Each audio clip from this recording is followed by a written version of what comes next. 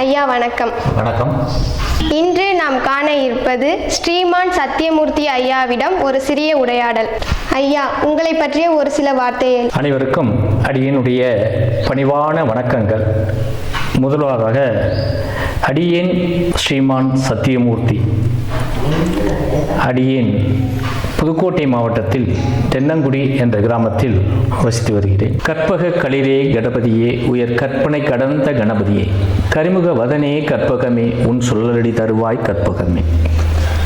மாதா பிதா குரு தெய்வம் இவர்களை முதலிலே வணங்கி என்னுடைய இந்த முதல் பதிவை வெளியிடுகிறேன். இந்த சேனலில் இப்போ பார்க்கக்கூடியவர்களும் சரி, இதற்கு முன்னால் இருந்தாலும் சரி, முதல்ல சப்ஸ்கிரைப் பண்ணுங்க. ஐயா, அடிக்கடி கெட்ட கனவுகள் வருவதற்கு காரணம் என்ன? அடிக்கடி கெட்ட கனவு வருது, இது ஒரு கேள்வியாக கேட்குறீங்க, சந்தோஷம். அடிக்கடி கெட்ட கனவு வருது அப்படின்னு சொன்னால் உண்மையிலே இது ஜாதகத்தை தான் பார்க்கணும். நீங்கள் கேட்ட கேள்விக்கு நம்ம பதில் சொல்லணும் இல்லையா? 12ஆம் இடத்துல மாந்தி இருந்துச்சுன்னா அந்த மாதிரி வரும். தீய கிரகங்கள் இருந்தால் அந்த மாதிரி வரும் உங்களுக்கு. இதுதான் ரொம்ப முக்கியமான விஷயம். குறிப்பாக 12ஆம் இடத்தில் ஜாதகத்தில் லக்கணத்தில் இருந்து 12ஆம் இடத்தில் மாந்தி இருக்குமே ஆனால் தீய கனவுகள் வரும் ஒன்று.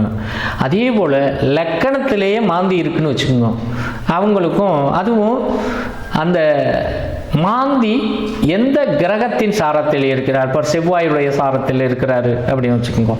செவ்வாயுடைய சாரம் அப்படின்னு சொன்னால் இப்போ ஒன்று மிருகசீரிஷ நட்சத்திரத்திலேயோ அல்லது சித்திரை நட்சத்திரத்திலேயோ அல்லது அவிட்ட நட்சத்திரத்திலேயோ மாந்தி லக்கணத்தில் இருந்துச்சு அப்படின்னு சொன்னால் அவங்களுக்கு பெரும்பாலும் பார்த்தீங்க அப்படின்னா மாடு கனவுல வரும். மாடு முட்டுறது மாதிரி வரும், இந்த மாதிரியெல்லாம் வரும். இப்படி சொல்லிக்கிட்டே போகலாம். நான் உதாரணம் தான் சொல்லிட்டு இருக்கேன். கெட்ட கனவு வருவதற்கு காரணம் என்ன? இது தங்களுடைய கேள்வி, அதுக்கான பதில்.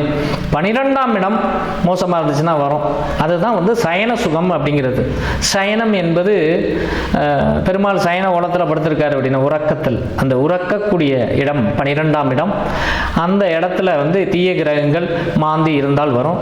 லக்கணத்தில் மாந்தி இருந்து இந்த மாதிரி சில நட்சத்திர பாதத்தில் இருந்துச்சு அப்படின்னு சொன்னால் கண்டிப்பாக அந்த மாதிரி கனவு வரும். அது ஜாதகத்தை பார்த்து கணித்த பிறகு அதற்கு தகுந்த பரிகாரம் செய்ய வேண்டும். செய்தால் குறைத்து கொள்ளலாம், நிறுத்தி கொள்ள இயலாது. அது முதல்ல நல்லா புரிஞ்சுக்குங்க. முன்னாடியே ஒரு கேள்வி கேட்டீங்க, பரிகாரம் உண்மையா? பரிகாரம் உண்மையே, ஆனால் அதை குறைத்து கொள்ளலாம், நிறுத்தி கொள்ள இயலவே இயலாது. வேற ஒன்றும் இல்லை. எங்க மழை பெய்யுதுங்க, மழையை நிறைய பெய்யுதுங்க, மழை பெய்யும், அதுக்காக கூடார அமைச்சுக்குவோம், அவ்வளவுதான். அதுக்காக கூடார இல்லைன்னு நினைஞ்சு தான் போவீங்க. அதுதான் பரிகாரம். அதுக்கு மழையிலிருந்து நினையாம இருக்கணும்னா என்ன, நமக்கு பார்த்தீங்க அப்படின்னு சொன்னால் நினையக்கூடாது அப்படின்னா அதுக்கு தகுந்த வீடோ அதுக்கு தகுந்த ஒரு கூடார அமைப்புகள் அமைத்துக் கொள்ள வேண்டும். இதுதானே பரிகாரம். அதே போலத்தான், வேற ஒன்றும் கிடையாது. ஐயா, உங்ககிட்ட ஜாதகம் பார்க்கணும்னா என்ன பண்ணணும்? ஜாதகம் பார்க்கணும் அப்படின்னா என்ன பண்ணணும்னு கேட்குறீங்க. ஜாதகம் பார்க்கணும் அப்படின்னு சொன்னால் முதல்ல அப்பாயின்மெண்ட் வாங்கணும். ஒன்று,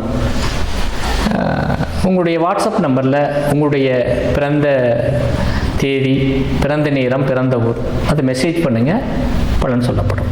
உங்கள் பொன்னான நேரத்தை எங்களுக்கு ஒதுக்கியதற்கு மிக்க நன்றி. நன்றி.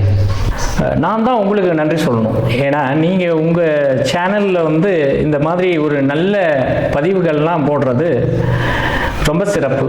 அதுலேயும் இந்த சிறிய வயதில் இவ்வளவு நுணுக்கமான கேள்விகளை தாங்கள் கேட்டமைக்கு மிக்க நன்றி. இறைவன் உங்களுக்கு அருள் புரிவார்.